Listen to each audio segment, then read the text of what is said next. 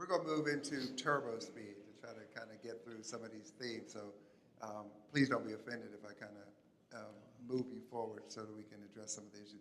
Dr. Johnson, in your interview, you talked about the importance of personal association and how having the right people at the right time in your life was critical to you being able to achieve academically. Can you talk to us about some of those personal associations that you may not have covered in the conversation about strong encouragers, the right people at the right time? Yeah, that's, to me, I can reflect on a lot of the positive points in my life and think about someone who helped me along the way. So I talked about my grandparents, William Marion Johnson, my stepdad, James Davis, my girlfriend in college. She was very bright, 3.95 summa cum laude, and I graduated, Rep. Curtis, thank you, Lottie, from college. And so we were on the block one day. We were on the block. We called it the block, where we all sat and communed. And it was the day after graduation, and one of our teachers came by, and she said, Alex and Linda, what are you guys going to do? You should go to graduate school. And I'm thinking, graduate school? I hardly made it out of college. So, but Linda said, I don't think I'm going to graduate school. Alex should go because he's smarter than I am. And so I said, are you kidding? I said that to myself because that was my response. So along the way, I had people who kind of helped me see in myself a different qualification characteristics than I saw personally. Another example was when my friends Chester Batts and Tony Grant were in graduate school at the University of Iowa. And I said to myself, you guys got into graduate school? I think I'm going to give that a try. So I applied to Penn State. They accepted me, and of course, that's where I earned my doctoral degree.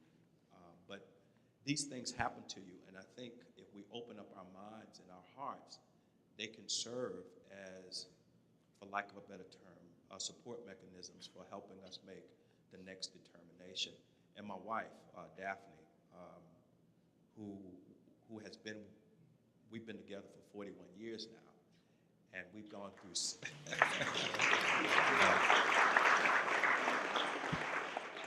7 moves, and not once did she say that this is not something we need to do. And the move out to Penn State to work on my doctoral degree when I lived in the Bronx, New York, was one of those times that that was a risky proposition, but she stood beside me 100%. So you have to take advantage of those things, Rex, and really benefit from them to the extent that you can. Great. And Dr. Curtis, you introduced us to another term, or actually it surfaced in your interview, and that was the notion of tenacity. And we were really struck by your story of having at a young age been called to ministry and then having your life sort of guided even academically by this calling.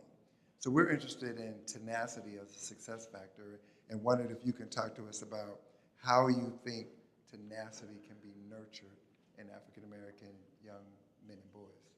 For me, it is that faith always drops you in a context above your skill level and your competency level. Say that again. Faith always drops you in a context above your skill level and your competency level. Because if it doesn't, then you don't need faith. You can use your expertise, your know-how, your talent. So when you're 15 and then 17 preaching an initial sermon, and everybody around you is pushing you into context above your comfort level, your competency, skill, what you think are your talents and abilities, you have to have dogged tenacity. You have to say, I may fall flat on my face, but I'm at least going to command the moment. And what ends up happening is God proves to you that a willing vessel is better than an arrogant person anytime. Just the ability to show up. And then on the campus of Morgan State University, and people will find this to be just absurd, But on the campus of Morgan State University, there was a German algebra professor who was racist. Why you have a job at Morgan State University, I still to this day do not know, but I think he was intent on destroying the dreams of African American men. So walking across campus one day, he was my German algebra professor, and he said to me, Mr. Curtis, you do not have the skill or the intellect to graduate from a four-year university. Well, that was all I needed to hear. 1.9 switched because I was determined that regardless of how hard school was, I was not going to walk off that campus and prove him right. And ministry and life has just been like that from that day on. Having people who, I don't know whether it was Dr. Johnson or Dr. Davis, who talked about having those people, or Dr. Davis, who talked about, I can't fail because so many people have invested. And folk want a return on their investment, and they have a right to. So the tenacity is, I owe you because of the rich deposit you've made in my life. That's the humility that comes with knowing this had really little to do with how great you are and how fortunate you are to have been born where you were born to the people you were born to, and had the privilege to grow up around the people who made the kind of investments. You owe them tenacity to endure through whatever and succeed. Wow, we will explore that context. I think that's so important for African American boys who are navigating their way through the academic system. Our next question centers on reading and the role of books in your lives as African American men. Dr. Davis, when we interviewed you, you showed us a book on your bookshelf that dated back to 1963. You shouldn't tell everybody that. Right, I wasn't even born yet, right?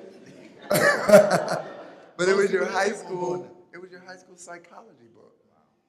Dr. Johnson, you shared how you and your family emphasized reading with your children and grandchildren, so much so that you described them as voracious readers. And Dr. Curtis, I think reading appeared as the most dominant theme or success factor in your interview. Can you talk to us real quickly about your experiences with reading and the extent to which you see grade level reading speed and comprehension as one of the most critical success factors? Jonathan, you want that? Well,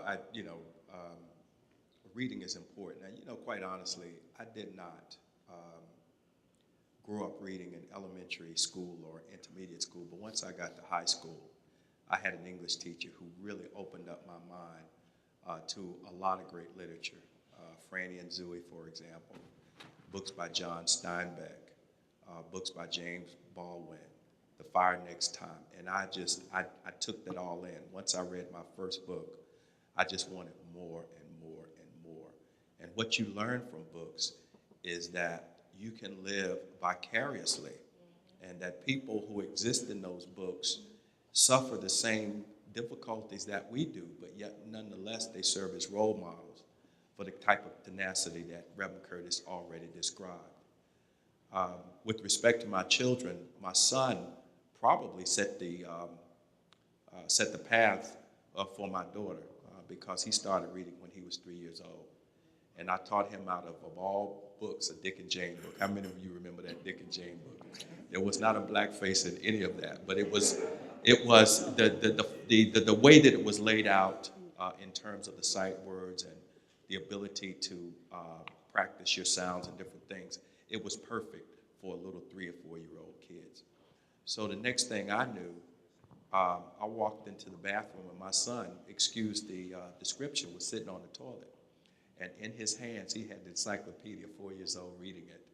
And my daughter saw that, and she has literally taught herself how to read. And since that time, they have become, throughout their lives, they have been voracious readers.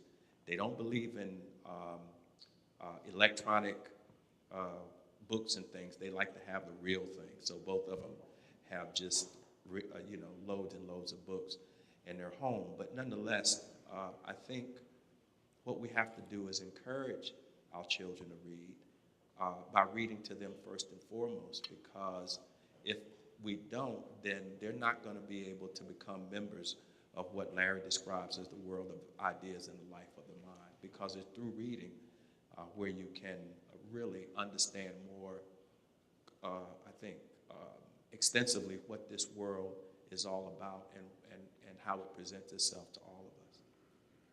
Say something about, I actually agree with you completely. Mine wasn't so much reading.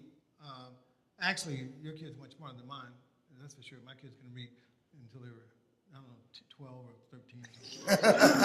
13. But I did have all my kids by the time, the only one I want to make a point here is about an idea, that I had all my kids read The Animal Farm by the time they were 5. What really has driven me in life, period, really, was not so much a love of reading. I was not a good high school student. I was a better college student than I was a high school student, a better graduate student. It got better as I got better, as I stayed in school longer.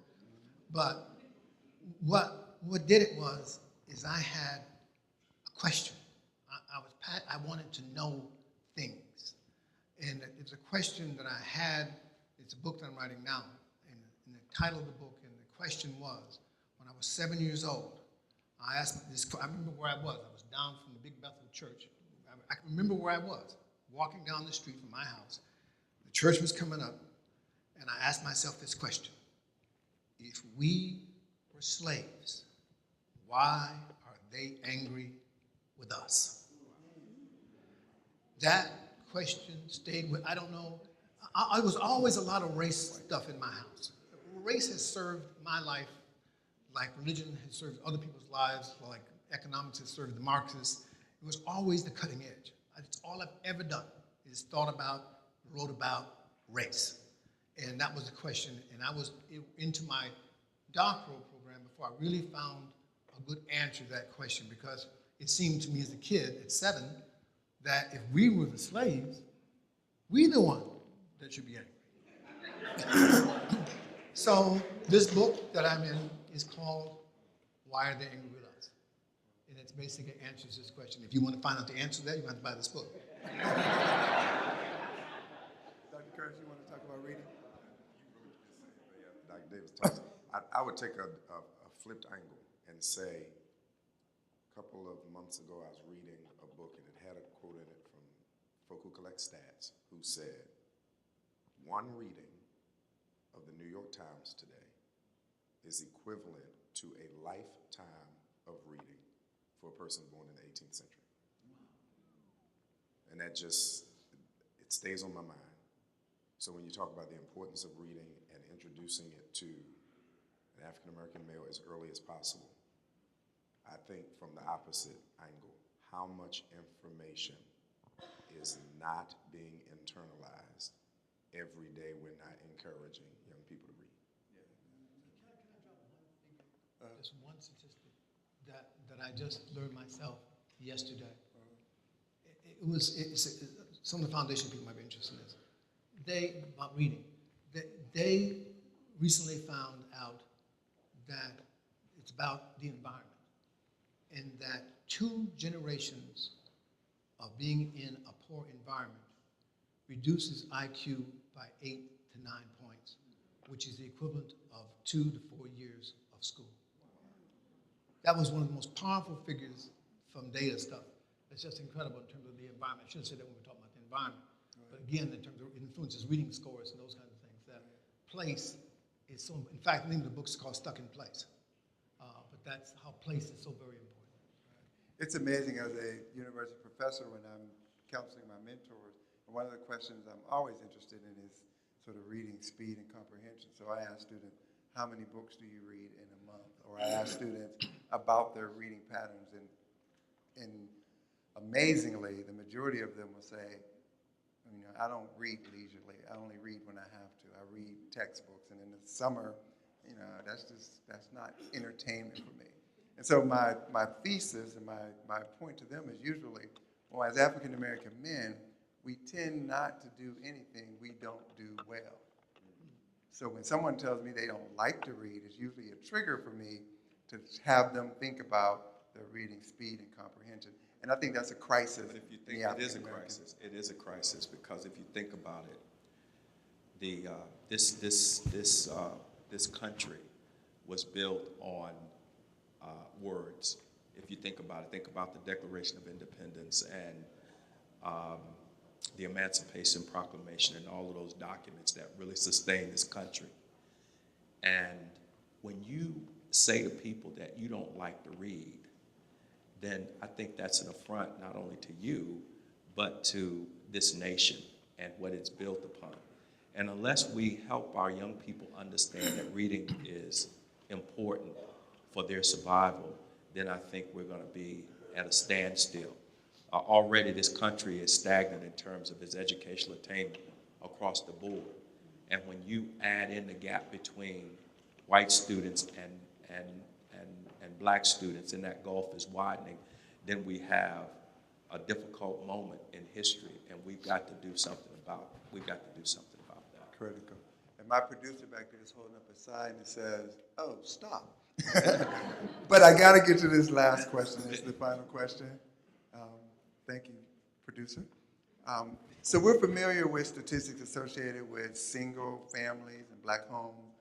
I would like to close this portion of the process by asking you to share with us how you approach fatherhood, and you've already talked about this in some degree, and we all here are fathers, and why you think positive father-figure relationships are directly or indirectly essential to African-American male educational development. It's difficult to be that which you've never seen, more than anything else. Say that again? It's difficult to be that which you've never seen. And the reason I think that you have such disparities between girls and boys with regards to graduation outcomes or GRE score, any of the scores, black women are doing far better than males. And the reason is girls have a better idea of how to be women than boys have to be men. Because there are more female mentors for women than there are male mentors for men, for boys. So you're absolutely, you want to be, that's why it's just critical. The problem is there are not enough of you. It is not enough, as we know in terms of programs. So something that like this is doing is a way to put people like you guys in front of more people, kids, for more youth. That really has to happen. And they have to be done, it has to be done in such a way. We're a little too formal here. I'm old for one thing. Who wants to follow an old guy, right? So when you have a target, you want someone who's close to them. So I would find, younger people, but the boys have to have, you're doing exactly right. What you're doing, Rex, is right on time. This has to happen, that boys need to be able to touch you.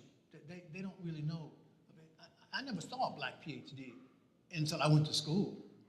It was like, I still remember the first one I saw, I was like, whoa. So a lot of people have never seen anyone as powerful as you guys.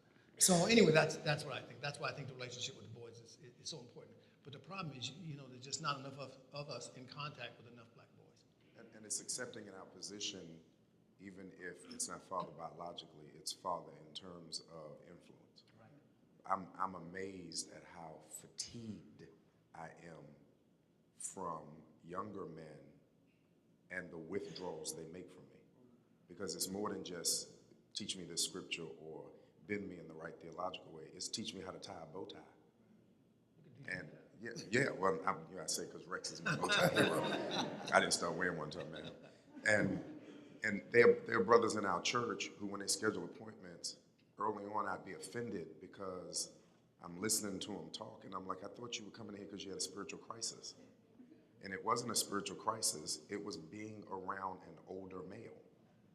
And you didn't have to talk about anything important. One guy actually came in and he said this. This is no joke, 27 years of ministry, and the only person who's ever done this. He sits down, I always open every session the same way. What are we talking about today? He said, I wanted to see if I could get an appointment. That's all I wanted. You blocked an hour of my time to see if you could get an appointment. And what he ended up saying going out the door is, I didn't have a father. I'm looking at you every week. Tell me what to do. You're telling me how to treat my wife, how to treat my kids, how to be responsible in the community, what to do with my money. And I want that kind of relationship. So it moves from being a spiritual advisor to morphing into a kind of father figure. And if you're not willing to sacrifice your life for that, then you are sacrificing the community to whatever destruction is happening.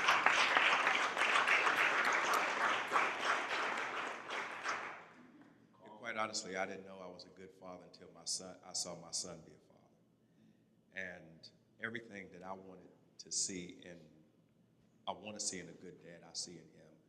He's very loving. He tells his children that he loves them.